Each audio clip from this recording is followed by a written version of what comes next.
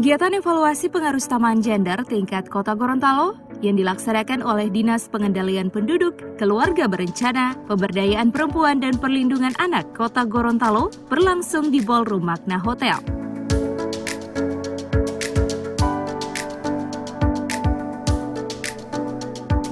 Pengaruh samaan gender bertujuan untuk mewujudkan kesetaraan gender dalam pembangunan yang lebih adil dan merata bagi seluruh penduduk Indonesia, baik laki-laki maupun perempuan.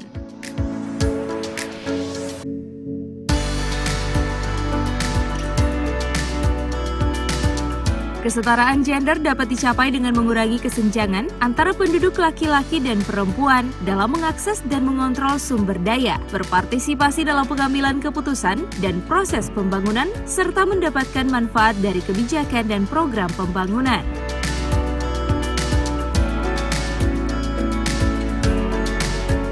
Hal ini sesuai dengan Peraturan Menteri Dalam Negeri Nomor 67 Tahun 2011, perubahan atas Permendagri Nomor 15 Tahun 2008 tentang Pedoman Umum Pelaksanaan Pengaruh Samaan Gender di Daerah yang menyebutkan pemerintah daerah berkewajiban menyusun kebijakan, program, dan kegiatan pembangunan berperspektif gender yang dituangkan dalam RPJMD, Renstra SKPD, Renja SKPD yang disusun dengan analisis gender.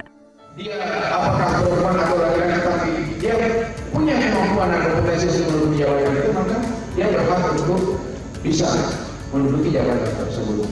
Itu namanya kita dalam kebijakan responsif gender. Jadi pengaruh samaan gender ini sangat penting, baik sudah ditegaskan secara jelas di dalam regulasi, yaitu Permendagri Nomor 67 2011 yang merupakan perubahan dari Permendagri Nomor 15 Tahun 2008 tentang Pedoman Umum Pelaksanaan Pengaruh Samaan Gender Daerah.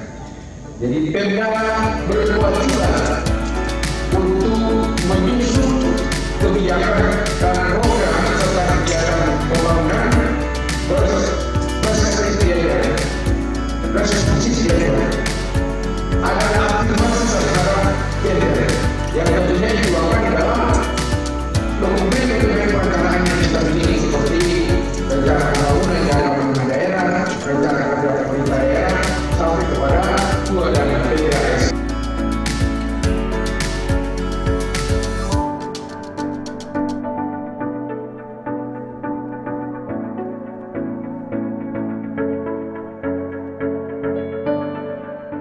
Tim Liputan Advertorial Mimosa TV.